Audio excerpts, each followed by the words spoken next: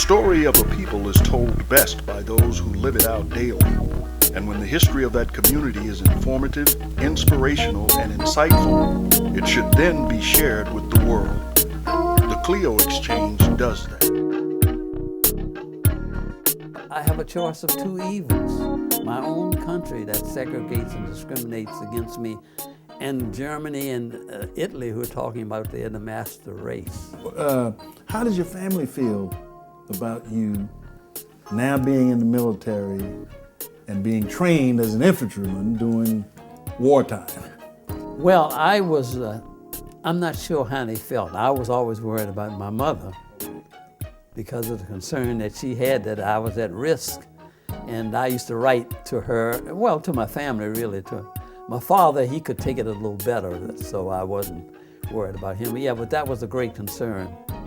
And I wrote and said, well, I'm doing well, I'm okay, and whatnot. But she was reading all these other things about what was happening, so I was always concerned.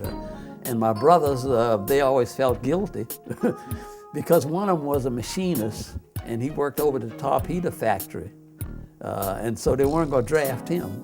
And the other one drove one of those huge trucks delivering materials done in the Navy Yard here to the West Coast. Okay. And so they wouldn't draft him. So those were critical jobs. Yeah, they were critical jobs. And then my oldest brother was 33.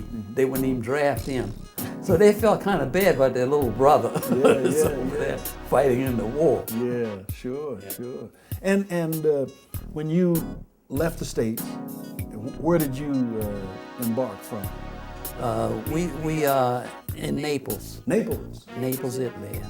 Oh, you mean, where do we end up? You said embark. Yes. Oh, leave from. Yes. Newport News. Newport News, Virginia. Yeah. Okay. Yeah. And you arrived yeah. into Naples. Yeah, right. Okay. And it took 30 days on what they call the Liberty ships. Yeah, okay. They carried troops. And it took 30 days because they were zigzagging back and forth, trying to duck submarines, and they didn't want the enemy to know what kind of troops were being moved. Because it usually took about 7 days. But we were 30 days on that Liberty ship. Had you ever been on a ship before? No. No, once you got on it, no fear, no concerns or any of that? No, not really. Seasick, like everybody else.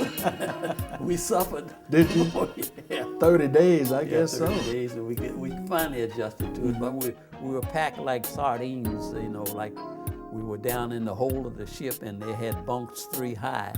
And I write about all of that too. You probably developed some great friendships too, knowing where you were going. In that 30-day period in the belly of the ship, that had to be an opportunity for bonding, particularly when you got closer. Yeah. Well, most of that bonding took place when we were on maneuvers in Louisiana. Oh, okay. So the bonding was already there. Okay. Yeah. Okay.